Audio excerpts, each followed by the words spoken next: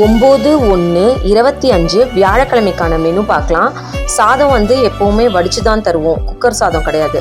வடித்த சாதம், கதம்ப சாம்பார், பருப்பு ரசம், கீரை கூட்டு, வாழைப்பூ கூட்டு, கேரட், கோஸ், பீன்ஸ் பொரியல், சேனைக்கிழங்கு வறுவல், காலிஃப்ளவர் உருளை வறுவல், வெண்டைக்காய் மசால், வத்தக்குழம்பு, மோர் குழம்பு, தக்காளி சாதம், பருப்பு பாயாசம், உளுந்த வடை, வாழைப்பூ பக்கோடா, போலி.